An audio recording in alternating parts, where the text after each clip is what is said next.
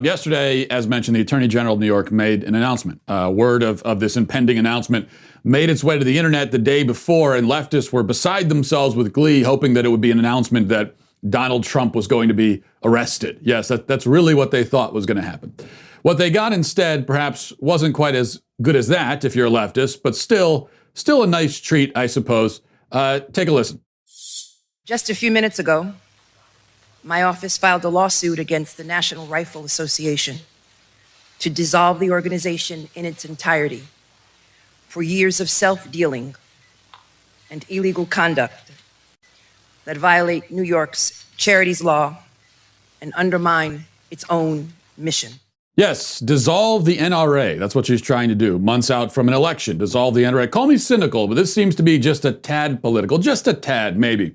That's all, just a tad. Now, here's more from an NPR report. It says Attorney General Letitia James claims in a lawsuit filed Thursday that she found financial misconduct in the millions of dollars and that it contributed to a loss of more than $64 million over a 3-year period. The suit alleges that top NRA executives misused charitable funds for personal gain, awarded contracts to friends and family members, and provided contracts to former employees to ensure loyalty.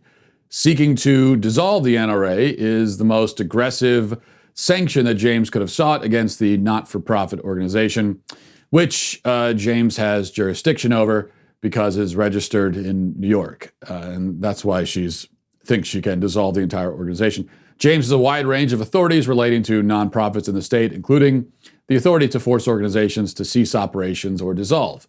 The NRA is all but certain to contest it. The NRA said in a statement that the legal action was political. I think they're probably right about that, calling it a baseless, premeditated attack on our organization and the Second Amendment freedoms it fights to defend. We not only will not shrink from this fight, we will confront it and prevail. Now, I have no real opinion personally about whether the NRA is guilty of these things or not. I certainly am not going to take the word of the Democrat Attorney General of New York, nor of the media when it comes to this. But I don't know. I don't know what they've done or haven't done. What I will say is this. First of all, New York, particularly New York City, is overrun with crime and violence. Crime and violence have risen dramatically in recent months and are still rising. Okay, it's only getting worse. And it's been very bad. It's only getting worse. Here's just to give you an idea. Here's the latest monthly report from the NYPD as found on nyc.gov on the New York City government's website. It says for the month of July 2020, there was a 177% increase in the number of shooting incidents across the city as the number of shootings rose in all 5 boroughs of New York. The number of people murdered citywide increased 59% for the month, while the number of burglaries increased 31%, and the number of auto thefts increased 53%. And we should note that much of this has to do directly with failures of the justice system. That is, with things the Attorney General could help fix and ought to be focused on fixing. Many of the violent criminals wreaking havoc on the street are only out on the street to begin with because they've been released by the courts and permitted to continue their campaigns of terror in these communities. For example, a Brooklyn gang member was released without bail on an attempted murder charge, and as soon as he got back into the community, he proceeded to participate in 3 drive-by shootings. And here's the image from one of those. He did 3 drive-by shootings after already being in jail on an attempted murder charge. Shot the guy in the back. Okay, it's clearly a man of true courage that we have here. And this kind of thing is not uncommon. The point is that the Attorney General ought to have other things on her mind, other things to do besides act out this vendetta against the NRA. But this is how Democrats operate. They are simply not interested in the practical fulfillment of their actual job duties. This is why Democrat-run cities across the country are in shambles. Least of all are they interested in silly things like protecting their communities and defending the innocent against violent criminal scumbags. No, they are interested in their ideology and in acting according to their ideology and in staying loyal to the ideology at all costs, no matter what. This, of course, makes them bad leaders, but one thing that I can say about them is that, for the most part, they really believe what they say they believe, and they will act on it, or try to, anyway. And this offers a stark contrast to Republicans, who, in most cases, don't seem to believe a single word of what they say, which is why they rarely try to actually enact conservative policies or accomplish conservative goals. If they were interested in doing the right thing, and the right thing, capital R and lowercase r, then they would be going after Planned Parenthood the same way the left is now going after the NRA. Dissolve the NRA? Well, whether there's been fraud or whatever in the organization, I have no idea. What I do know is that the NRA has never directly killed anybody, despite the way they're portrayed. Planned Parenthood, on the other hand, kills over 300,000 humans a year. 300,000 humans a year, and they do it with the help of $500 million in tax money. Why don't we dissolve them? Planned Parenthood should be harassed and pursued constantly by conservatives the way that the NRA is by leftists. Planned Parenthood certainly deserves it, and that is, to put the matter, I think, quite mildly. Now, you can argue that, yes, they kill 300,000 human children a year and are thus one of the most evil and destructive organizations to have ever existed on planet Earth. But sadly, it's legal, so there's no basis to dissolve them or pursue them as a criminal organization.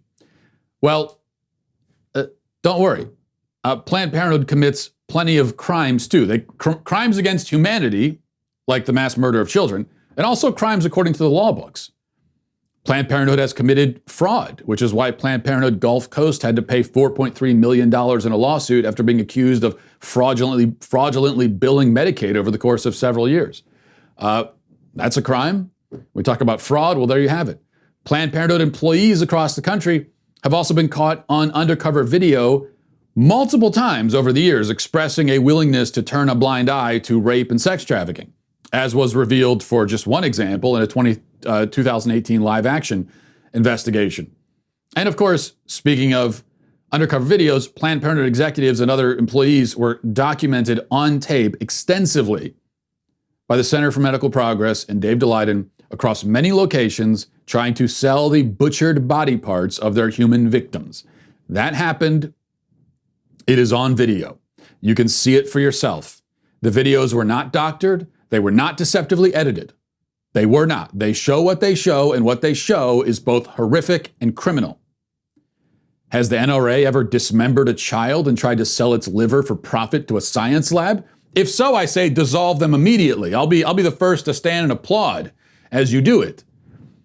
But I don't think they've done that. Planned Parenthood has. Not to mention, again, we can't forget the millions and millions and millions and millions of human beings that this organization from the bowels of hell have murdered for profit. Yet they continue unimpeded, not just unimpeded, but funded. What they are doing is funded by tax money. $500 million a year goes to them. And Republicans are responsible for that, in part, have played an important role in that. I want you to imagine something for a second. Imagine for a second that the NRA was funded to the tune of $500 million a year by the government. Imagine $500 million a year from the government going to the NRA. Now, if let's say that were happening, and then Democrats were to take control of the House, Senate, and White House, how long do you think it would take them to defund the NRA and pass a law forbidding any future funding? How long would it take them? 30 seconds, a minute, 5 minutes at most? It would be the very first thing they did, and they would do it easily, okay? And yet, Planned Parenthood, $500 million a year for decades now. Republicans take control of the House, Senate, White House, and just continue doing it.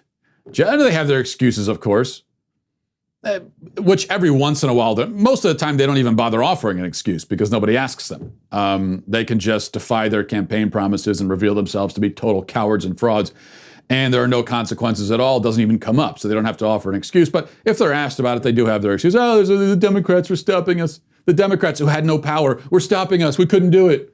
It's not our fault. It's their fault. They could have done it. They chose not to. Which meant that, it's not just that Democrats are funding Planned Parenthood and Republicans aren't stopping it. It's that Republicans were funding them. Republicans chose to pass budgets funding, taking money from you and giving it to Planned Parenthood. And that is the essential difference between Republicans and Democrats. That right there. You look at the way the Democrats treat the NRA. Okay, they say that the NRA is evil and is responsible for millions of deaths. They're not right about that, they're wrong, but the way that they actually act towards that organization, you could tell they really believe it. Republicans would say the same thing about the Planned Parenthood, and in this case, they're actually correct, yet they don't act that way towards the organization. They say, oh, they're killing babies and they're selling body parts. Here's $500 million a year. Yeah, enjoy. They're an evil organization. Speaking of frauds, the biggest one of all right there. Well, I hope you enjoyed that clip from the Matt Walsh Show. If you did, go ahead and hit that subscribe button right down there so you can stay up to date on all of our future content.